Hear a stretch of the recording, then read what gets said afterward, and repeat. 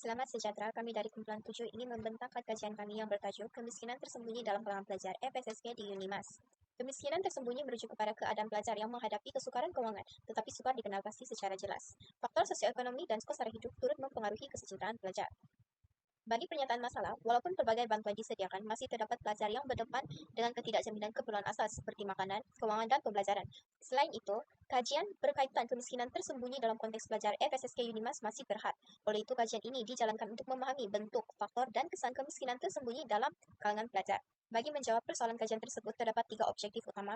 Yang pertama, mengenal pasti ketidakjaminan keperluan asas dalam kalangan pelajar. Objektif kedua, mengkaji faktor-faktor yang menyumbang kepada kemiskinan tersembunyi. Dan objektif ketiga, menganalisis kesan kemiskinan tersembunyi terhadap prestasi akademik dan kesejahteraan pelajar. Berdasarkan sorotan kajian lepas, didapati bahwa pelajar yang mengalami kemiskinan tersembunyi sering menghadapi kesukaran memenuhi keperluan asas. Kajian lepas juga menunjukkan bahwa faktor utama yang menyumbang kepada isu ini ialah pendapatan keluarga yang rendah, kos sara hidup yang meningkat, dan bantuan keuangan yang tidak mencukupi. Selain itu, kemiskinan tersembunyi turut memberi kesan kepada prestasi akademik, emosi, dan peluang pengembangan diri pelajar. Seterusnya, kajian ini juga menggunakan paradigma interpretivism kerana kajian bertujuan memahami pengalaman dan pandangan pelajar mengenai kemiskinan tersembunyi.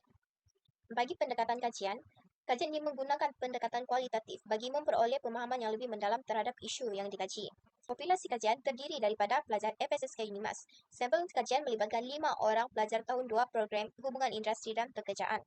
Responden dipilih menggunakan sampel bertujuan atau purposive sampling kerana mereka mempunyai pengalaman yang berkaitan dengan isu yang dikaji. Seterusnya, bagi instrumen pengumpulan data, data dikumpulkan melalui temu bual separa berstruktur yang mengandungi 9 soalan utama. Seterusnya, data yang diperoleh dianalisis menggunakan analisis tematik bagi mengenal pasti tema-tema utama yang muncul daripada responden. Bagi etika kajian, persetujuan responden diperoleh terlebih dahulu, identiti responden dirahsiakan dan penyertaan adalah secara sukarela. Seterusnya, kajian ini hanya memfokuskan kepada pelajar FSSK Unimas, khususnya pelajar tahun 2 program Hubungan Industri dan Pekerjaan. Kajian ini menggunakan pendekatan kualitatif dan melibatkan 5 orang responden sahaja. Selain itu, kajian ini juga hanya menumpukan kepada isu kemiskinan tersembunyi dan kesannya terhadap pelajar. Seterusnya, dapatan kajian ini diperoleh berdasarkan 3 objektif utama. Saya akan menerangkan dapatan bagi objektif yang pertama, yaitu mengenal pasti ketidakjaminan keperluan asas dalam kalangan pelajar FSSK di Unimas. Bagi soalan yang pertama, majoriti informan melaporkan mengalami ketidakjaminan keuangan karena bergantung kepada keluarga untuk menampung perbelanjaan. Berdepan dengan keadaan keuangan yang tidak stabil, serta perlu bekerja sambilan bagi menampung kos harian. Selain itu, terdapat juga informan yang terpaksa mencatu makanan dan menggunakan uang simpanan untuk keperluan pembelajaran apabila peranti digital mereka mengalami kerusakan. Bagi soalan yang kedua, ketidakjaminan yang dialami turut memberi kesan terhadap kebajikan diri pelajar. Informan terpaksa berjimat dalam perbelanjaan makanan, menangguhkan rawatan kesehatan akibat kekangan keuangan, serta mengorbankan masa rehat untuk bekerja, atau menyertai aktiviti yang dapat menyumbang kepada merit akademik. Seterusnya, bagi soalan ketiga, ketidakjaminan tersebut turut mempengaruhi aspek akademik dan pembelajaran. Pelajar menghadapi masalah capaian internet yang tidak stabil, kekurangan peranti digital yang sesuai, kesukaran mengakses bahan rujukan, serta terpaksa menanggung kos tambahan untuk membeli data internet bagi memenuhi keperluan pembelajaran. Cara ringkasnya, dapatan bagi ketiga-tiga soalan ini menunjukkan bahwa pelajar FSSK di Unimas mengalami berbagai bentuk ketidakjaminan yang melibatkan aspek keuangan, kebajikan diri, dan pembelajaran. Keadaan ini secara tidak langsung memberi cabaran kepada kehidupan seharian serta pengalaman mereka sebagai pelajar universiti. Berdasarkan analisis bagi soalan 4, kami mengenal pasti 4 tema utama mengenai kecukupan kewangan harian pelajar. Pertama, di bawah tema ekonomi keluarga, dapatan utama menunjukkan pendapatan isi rumah responden adalah tidak menentu, menyebabkan sebilangan pelajar mengalami dilema untuk meminta wang bagi menjaga emosi ibu bapa. Kedua, bagi tema bantuan ekonomi terhad, dana bantuan harian seperti PTPTN atau beasiswa adalah sangat terhad dan tidak fleksibel dengan kos semasa, menyebabkan kedudukan kewangan mereka menjadi kritikal menjelang pertengahan semester. Ketiga, di bawah tema kos sara hidup yang tinggi, pelajar terbeban dengan inflasi harga makanan di dalam dan luar kampus di samping kemunculan kos digital tersembunyi yang tinggi seperti data internet. Seterusnya, tema stigma dan rasa malu. Dapatan utama mendedahkan bahawa pelajar bertindak menyembunyikan masalah kewangan yang dihadapi demi menjaga maruah diri daripada rakan sebaya, sekaligus menghalang mereka daripada tampil mendapatkan bantuan universiti kerana takut dilabel miskin. Kini, beralih kepada soalan 5 mengenai impak kekangan kewangan.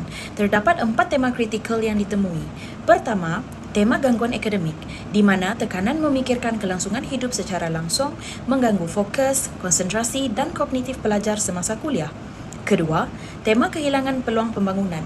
Kesemua informan terpaksa mengorbankan program pengayaan diri yang berbayar seperti seminar dan bengkel resume yang akhirnya melebarkan lagi jurang kualiti CV mereka.